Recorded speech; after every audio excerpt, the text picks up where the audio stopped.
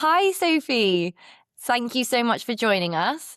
Um, I would love it if you could introduce yourself. So this is the Sophie Grace Holmes, who is an amazing runner with cystic fibrosis. And I would love it if you could introduce a little bit about what you're up to at the moment and your journey so far. Of course. Thank you so much for having me, Sadie.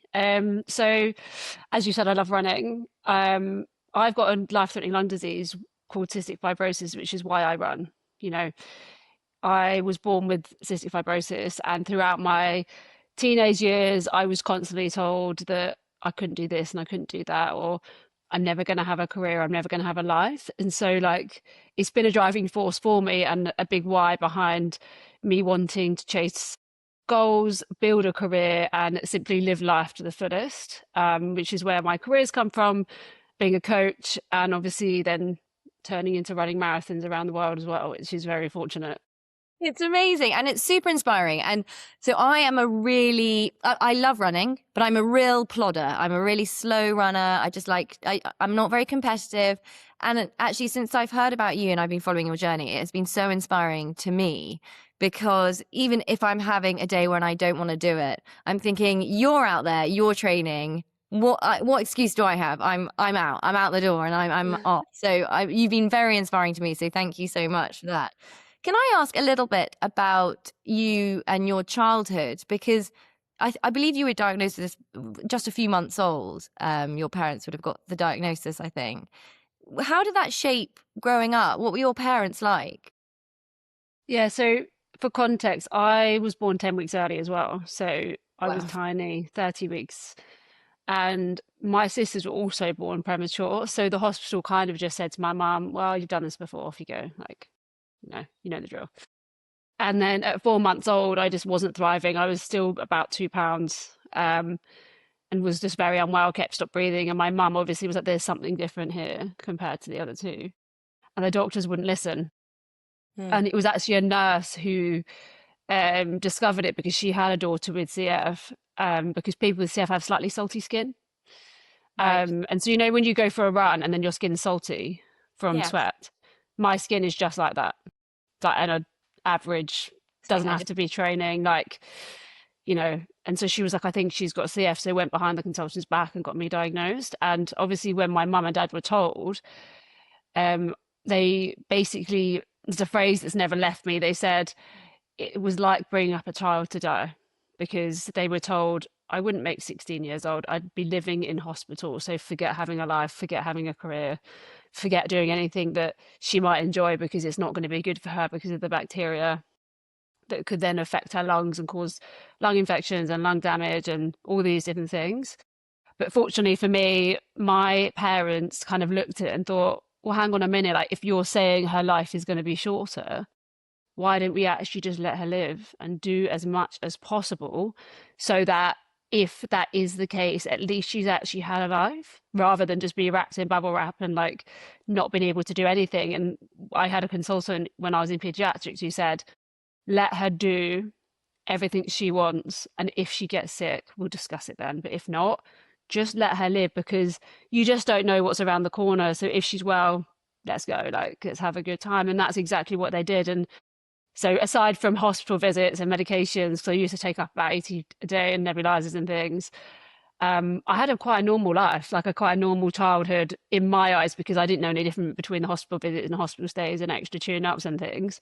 And for me, I based my health on PE because I loved running and sport. And if I was top of the class, I was like, well, I can't have a life-threatening lung disease or be sick because I'm beating everyone in PE.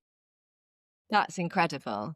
I mean, it's obviously heartbreaking for your parents to have been told something so hideous that their child would not live beyond 16. And you've obviously defied those odds, and we'll get onto that. And how incredibly brave of them to then make the decision to bring you up in the best way possible, not wrapping you up in bubble wrap. And as a parent myself, I am guilty. My children have no diagnosis. They're healthy kids. And I am always worrying about what's around the corner and trying to wrap them up in bubble wrap. And it is that amazing thing of remembering that we don't know. None Mm-hmm. of us know what's around the corner. So living bravely is the best thing you can do. So then your PE, you just absolutely smashed it and realized that actually you were doing much better than the other children? Is that where your Yeah, and love started? yeah, I think so. Because for me, I was like, there's nothing better that even when you can't be bothered to go and do a session, there's nothing better than actually going to do it and actually how it makes you feel after. And for me, like I was in all the teams at school, like cross country, athletics, netball, because it made me feel good and it was good for my lungs. And fortunately for me, my dad used to be a marathon runner, and he was like, look, if we're going to look after your lungs, we also need to use them because that's the only way we're going to get them stronger and keep them clear and things. And so he encouraged me to start running, and I started competing at 400 meters on the track. And I did that for quite a long time until I was about 21, when I think I finished like 13th in the country. And then I Wow, was like, all right, I congratulations. suppose I should go and get a job now. um, but it was one of those things where running for me, like the community and the encouragement, and when I was training around the track here, because not many women did it or any girls did it, I was racing with the men, and that was for me like incredible because it's actually I'm faster than some of the men, Yeah. and I shouldn't even be able to do this because they told me that running would kill me because it wouldn't be good for my lungs. Yeah, it's the Does, one thing that's kept me alive. does it feel quite reassuring as well when you're smashing these amazing runs, you're beating men, and you're feeling like I'm just as healthy as any one of you? Do you Yeah, feel and I think reassured by that? yeah, and I think it's one of those things, it just keeps you motivated as well, doesn't it? You know, I've had periods of time in my life where my lung function has dropped, and like going running is really difficult because you can't breathe. Mm. So if I'm in a period of time like I am now where I feel good, it's just in the most amazing feeling because I know what it can feel like. Like if I can describe it to you, I guess it would be running with a tight corset in altitude. Wow. Yeah, So not I don't recommend it. yes, exactly. So when you were younger, and you were running, did you feel your healthiest and your best then? Or did you have some struggles with running? Were you always naturally good at it? I think, do you know what the beauty of being a child or a teenager is? I don't think you really register in your mind the struggles in the same way as you do as an adult. Mm. I think you just get on with it and you don't really think, oh God, I'm really tired, or like, I can't breathe, or I can't do this. It's kind of like you just do it. And it's like when I watch kids these days and they're like running around all day, and I'm like, where do you get the energy? But I don't think they understand tiredness or fatigue in the same way.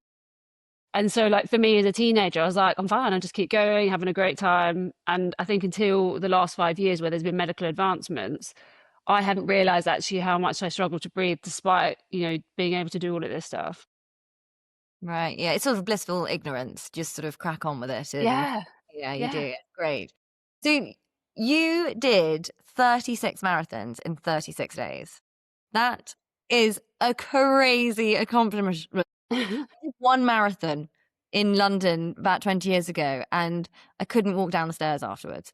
So I don't know how you do that. When was that? And can you tell me a little bit about that and the training for it, and why did you do it? Yeah, of course. So I was actually doing it this time 2 years ago. So I think the day would have been marathon 10. Okay.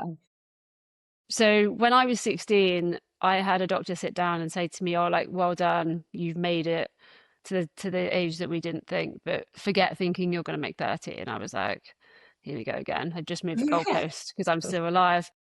And I thought to myself, do you know what? When I'm in my 30s, I'm going to do a challenge to celebrate being able to move and being able to be here and alive and healthy. And so I set the challenge of 30 marathons in 30 days, and I wanted to do it for my 30th birthday. But at the time it was COVID, so that was kind of an impossible situation to be in. And then a couple of years ago, I got into the London Marathon, but I'd already booked the Edinburgh Marathon. And I was like, hang on a minute, they're quite close together. How many days is that? And I was like, 36. And I was like, what's an extra six? I mean, what's an extra six when you're that deep? And so then it was set up and trained for it for about 6 months, obviously with a bit of an endurance background that I had anyway at the time. And it was the most incredible experience of my life. And I think there's no better time than to get to know yourself when you're running solo marathons for that many days in a row. Yeah. What did you listen to music, or did you just think? Yeah. for the beginning, like I've got this one playlist that I love, but I had it on repeat so much that I now have never played it since. Yeah. But I had music on, like occasionally I had people joining for a few kilometers. But the first 11 or 12 days were certainly the hardest because, as you know, as you run a marathon, like the next day, you're tired. And I just had to get up and go like every single day. Like I was just tired, my legs hurt. I don't even know really how I managed to do it. But then after 12 days, your body adapts and like the marathon becomes like a 5K, like morning run, like it's No. nothing. And, if you can remain injury free, which I did, by the time you get to 36, you're so adapted to it that I could have carried on running. Like I was absolutely fine. There was no like problems. That's amazing. And you didn't have any breathing issues or anything whilst you were doing it? No, no, No. I was absolutely fine. Like I had a small niggle on day 8 and that got sorted. And then I was fine. Like other than obviously being like generally like a bit tired and trying to Oh, keep up with enough food was impossible. So I lost a bit of weight and things like that. But it was one of those mad times where I got to like day 33 and I was like, I'm actually going to do this because I'm fine. Like, unless I get hit by a car or something, I'm going to be fine. And then I got the fear of success, which I've never had before because it's what's such a that? big thing. So it's like when you get so worried about achieving something that you think something's going to happen to you out of your control that you're not going to achieve it. Because I was so close to the end and I was like, I'm this close and I'm this fine. Like, how is that a thing? So then I started having these irrational things go through my head, like being hit by a car, which is unusual. That was going to stop me because I was so determined to finish this goal that I'd set. And there was obviously people out there, because the world of social media is fun, saying, oh, you're never going to do it or whatever. Oh my But it goodness. drives you on, right? And I think it's one of those things where I was like, no, I'm going to do it. And this is so bizarre because you're ticking off a goal that you set, 15 years ago. Yeah. Fantastic. And proving doctors wrong, which is always feels great if someone's given you a limiting belief and you Yeah. just smash it. Um, you mentioned something there that people were writing things on social media that weren't very nice and not very encouraging. I find that really hard to believe that people were doing that. That's unbelievable. How did you deal with that? Show them you can. I think it's one of those things is like, I don't generally react to some of them. But I think sometimes you need to be like, well, actually, if you've got the energy to turn around and say that to someone you don't know or someone you know even, you really need to look at yourself because it's a reflection of you. And I'm not saying that like, everyone should prove that they can do 36 marathons in a row, but it's like, just be excited for other people's achievements because whether you know them or not, because it should be an inspiring thing for you to then go out and do whatever you want to do, but it shouldn't make you feel inadequate because it's not what you're doing. And I No. think social media can catch people out like that because I think it's the comparison of people's lives, but I think it's the reminder that a lot of the stuff that you see is just a snippet or it's not 100% real or like whatever it could be. But I don't really get too much of that kind of thing. But I think at that period of time, people were like, oh, you're not going to do it. Like, impossible with the lung disease. Like, what are you doing? Kind of thing. Can't believe people would say that really shocks me and like upsets me that someone would have any doubts even when all you need is encouragement. That's unbelievable that you had to not only push through your own personal barriers, but then you're also dealing with some some sort of commentary that's really unnecessary from the outside world. And I know that is social media, but it just surprises me when you're doing something so brilliant and resilient and fantastic that people would be in any way negative about it. It's just appalling in my view, appalling. So now you are training for the Cape Town Marathon, is that right? Yes. Yes. Um, and how are you feeling? Well, to me, Cape Town is to kind of close a chapter because the last time I went to try and run the Cape Town Marathon, I had a seizure and smashed my face on a bike pedal, needing plastic surgery. Yes, so So for me, just to yeah, interject there, I saw that on your social media, obviously. It looked horrendous, and just I'd love to talk to you about it if you feel happy talking about it. yeah, of course. Because I think it was a real shock for you. And I think from what I can tell from your social media, it's been a very sort of mental challenge for you to overcome, as well as the physical thing that happened to you. Could you just tell us a little bit about what happened and how you've been dealing with it since? Yeah, of course. So I flew out for work to run the Cape Town Marathon, and basically an hour before the race director cancelled the race, which has never happened to me before, and it's crazy because we just saw a notification on Instagram, right? So we were like, is this real? Is it not real? Anyway, the race was cancelled, and because What was obviously the we were reason working, it was for the windy. It was windy. Okay.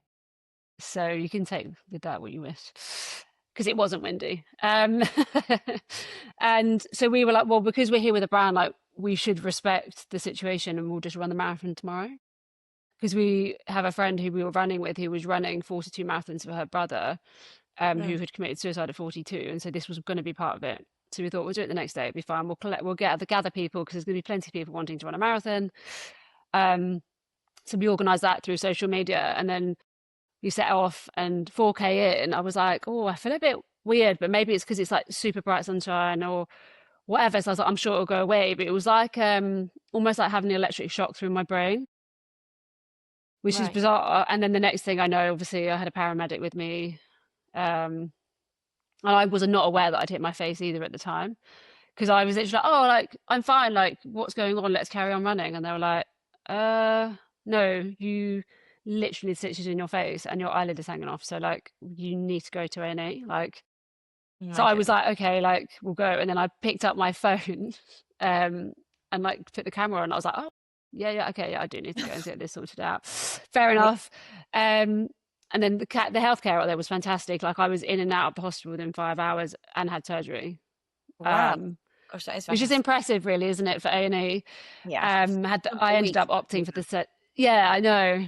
I ended up opting for the surgery awake so I could go home, which was another ordeal, because obviously I couldn't have anesthetic in my face. So that Goodness. was fun. And Yeah. obviously, since then, it's left me with a really strange relationship with running in the sun, which is sad because I love running in the sun. Mm. And at the time, I'd also lost 30% of my lung function. So I have a very odd relationship now with going out to run in really bright conditions, which has led me to sometimes have small panic attacks, which is not like me at all. Like, I've had to deal with a lot in my life, and I assumed that this would just be okay, like, it's, we'll move forwards. But it's something that I'm having to navigate. So I ran the Brighton Marathon recently with a friend of mine to try and, like, just be like, it's actually nothing to do with running. It's nothing to do with the sun. It's not even anything to do with your lungs. It was just brought on by an incredible amount of stress that I was going through at the time. Gosh. Um, Unbelievable to think that stress can do. I mean, we all know that yeah, stress can do, but things like that is incredible that it can do yeah, that. honestly, never underestimate the power of stress, because I think more so with women, like, we just are able to carry on. Like, we just go, okay, this has happened. We'll deal with it. We'll move on. But I think you underestimate the power of subconscious stress. Mm. And I think for me at that time, my body just went, no, like, enough is enough. You need to face whatever's going on and deal with it and sort it out. But I'm hoping that by going back to Cape Town and running the marathon and everything, we'll kind of close off the chapter to be like, you're actually fine. Like, your lungs are good now. You've had all the tests under the sun. There's nothing wrong with you. But it's just interesting because I think your mind works in funny ways. So I'm kind of learning how to rewire it to be like, you're fine. Like, this has never happened to you before, and you've run in the sun thousands of times. So Of course, it's definitely always going to, it's going to be a triggering thing for, a long time afterwards, as you've experienced. I have that with other things where things can trigger you into feeling like stressed again for no reason apart from they remind you of a situation that was stressful. I mean, and it's so brave of you. So many people would just sort of hang their running trainers up at that point and say, no, I don't want to do it anymore. But I think that what is incredible about you is this resilience that we just see coming through again and again, because now you're going back. It's almost like exposure therapy. You're going to it is. face it again and have the best run of your life with a great playlist, and it's going to be fantastic. And you're going to come out and be like, great, it is okay. I can do this and not worry. So I'm wishing you all the best for that. Thank Do you. you chase times? Do you ever like want to get a certain time, or do you just do it to finish? No, I love PB. Don't get me wrong. I think for me, like, I would love to. I am going to attempt to PB the Cape Town Marathon. Wow. Because funnily But enough, I actually had are you able to a say, or sub you don't say? Yeah, I'd want sub 3:30, but it's quite an undulating course, so I don't know whether I'd get that. But if I got sub 30, 3:35, then I'd still PB. Right. Um, but it will be an amazing time, and I think I ran Brighton for fun. It was fantastic, which is actually really nice to do as well. Like, it's not something I've done for a while. But actually, I had the seizure running slowly, so I'm hoping that by running a bit faster, my kind of like trick my brain into being like, "You're fine." But you haven't had another seizure since, have you? No, no, No. So it was a one-off yeah, thing, and it was brought on by a huge amount of stress. And like I said, we all deal with stress differently. I had a stressful situation. So stress for me goes to my tummy. Like, it is like my tummy is my stress zone. And I had a stressful situation recently. Not, again, it was probably a build up of things. yeah. And anyway, I know I hate flying, and I was on. It finished with me getting on a flight that was 8 hours long, that was super turbulenty the whole time. When I got Okay. off this flight, I was so unwell, and it was like I had a stomach bug, but I didn't. I didn't have a stomach bug. I just was so stressed, and we all, like I said, we all deal with these things differently, and that's what happened to you. And because you were running, you hit your face, but actually it might have been less of a deal if you were sitting down Hmm. and you'd had that seizure. But it's so scary when something like that happens, because you're so Yeah, worried about it happening yeah. again. But it very rarely does, actually. And I always think there's so much in life that I worry about, and it's always the things that it's never actually the things that I worry about that actually happen. So I don't know why No, we. and I think that's the reminder, isn't it? Actually, like, we spend so much of our time worrying about things that don't happen that you end up worrying more than you need to. Oh, yes, Which we is live. why, like, yeah, which is why now I'm just like, do you know what? I'm not even going to worry about something unless it happens, No, and we'll deal absolutely. with it then. Um, so could you talk to me a little bit about CF? I'd love to know, so how it feels like on a daily Hmm. basis. Do you feel differently? Have you felt differently for longer periods in your life? How does it affect you? If you get ill, does it affect you more? Yeah, so to give a quick run through it, CF is obviously a genetic condition, so two parents have to have the faulty gene. And it predominantly affects your lungs and your digestive system. So for me, I have to take enzymes when I eat, or I don't digest my food. But it can also impact other organs of the body, which is obviously really difficult, which means CF is really difficult to treat because everyone's is so unique. And obviously, for me growing up, like, I had to eat, say, for example, 4 or 5,000 calories a day just to gain weight, which sounds amazing, but it's really hard if you're going to Mm. do that in a healthy way. Um, and I guess it can be different every single day, depending on stress levels, sleep, what you've eaten the day before, whether you've moved or not. And some days I wake up and I'm full of energy, and some other days it's almost like I've just got brain fog and I've got so much fatigue that it almost paralyzes you into like feeling like you can't do much. Mm. Um, but I guess for me, like, it's something I'm so used to, so I just adapt and deal with it, and I don't know any different. But 5 or 6 years ago, there was a medication that came out, which meant I stopped taking the 80 tablets and nebulizers, and I was just on this medication that kind of, the way it works is it tackles your faulty gene, so it helps reverse the effects of that, which means your body works more normally, or like more like someone without CF. And I Mm. remember going for a run and crying because I was like, oh my God, like, I didn't realize how easy running was when you could breathe, but I didn't realize that I was struggling that much. I just didn't know. That's unbelievable. And that was overnight, like within hours of taking it. It was insane to gain like 30% of your lung function back and then have no inflammation, no tightness, no nothing. And you were like, oh, now I know why people can get faster or run further or cope with Yeah. life better, or like don't have these energy dips, because it was something I never really understood. Like, I'd get to a point in the day and I'd literally just be like, I'm exhausted, but it was obviously because my body was working harder than most, Well, you know. yeah, working so. um Gosh, I mean, it's amazing to hear you talk about it, because it's not something. I mean, it's definitely not something I hear runners talk about. I don't know a single other person doing what you're doing. Do you run with anyone else that has CF? No, so the problem with CF is very unique to the disease is we are not allowed to meet anyone else with CF in person because of cross infection. So it can be quite serious and detrimental to your well-being because if I caught something that my lungs weren't used to dealing with, it could send my health downhill very quickly. And there's certain bacteria that if you catch them, they're very hardy. You can't get rid of them, and then God forbid you can't have a lung transplant should you ever need it. So, and the thing is with it is an invisible illness really, and you never really know that people No. had CF. Like I remember I was running the London Marathon a couple of years ago and I saw someone with a CF charity top and I was like, oh, thank you, like, well done. They were like, oh, no, no, like, I know who you are, like, I've got CF, you need to get away.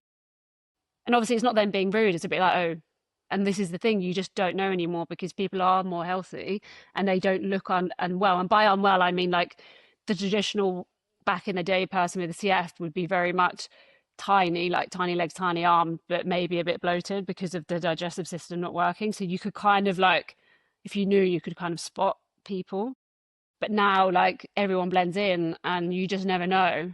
And so obviously online, I get parents being like, I'm scared for my child to go out. And it's like, you just got to live, you know, because you Yeah. can't, like, I could get on the tube and like, there'll be 4 people with CF, but we'd never know.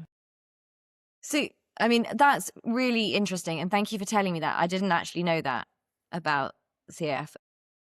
If you were to be able to give advice for someone younger, say someone who has just been told they're only going to live till they're 16, if you could give that person some advice from, your own experience, what would you say to them? Just live as fully as you can, do what you love. Because for me, I know that I would, right now, if CF suddenly turned around and said, that's it, there's nothing you can do, I know that in my heart, I have lived fully and I've lived hard. And I've done so much in the time I've had that I can make peace with that. Whereas if you're spending your time worried and not living and not chasing the things or seeing the things that you want to do, then there would be a part of you that would maybe regret just not pushing yourself to live. And I think especially as adults or when we grow up, like we forget that we're supposed to be here to live life, to have a good time, not just pay bills and be stressed. Absolutely. But also, I think that advice applies for anyone who is worried about anything or has any sort of self-limiting beliefs. To live fully is just the best Yeah. thing that you can do. Your parents must just be so proud of you. Do they come and watch your marathons? Yeah, they do. I think they kind of get worried to be like, oh God, it's been a couple of years since she's been done like a really big challenge. Like, what is coming? Because like sometimes I'm, oh, like when I said I was going to run these marathons, I'm like, really? I was like, yeah, like that's, you know. And my dad crewed me every day, bless him, and it was a really nice experience. But I think they are. I hope they are. I think it's one of those things where like I just always wanted to show that their support and them just allowing me to be me and like live my life has meant that I've, lived my life and stayed alive and I'm happy and healthy, and that's all I could really ask for. Yeah, and also we like the drugs, we don't know what's going to No. be developed further. I'm sure there are some very clever people working away to make sure that you live till you're 120 as well. So what after you've done this amazing marathon in Cape Town, what are you going to do afterwards? How are you going to relax and chill out? Like, how do you spend your off days? I want to know. You run, don't It's you? a good You run on question. your off days. I'll probably have a week off running, to be fair, after Okay, good. Cape Town. But I don't know, I thrive being outside, so I've got a dog, so I'd probably take her away somewhere to the mountains in the Lake District or just somewhere like, for me, that's relaxing. Because I'm just not very good at doing nothing. And also I know that even if I'm in recovery or not running, like my body needs something because my lungs need something. But it will be more low key, like walking, um, having some good food, some good time with my friends. Because I think you can get so consumed by a goal that you then miss out on other things sometimes.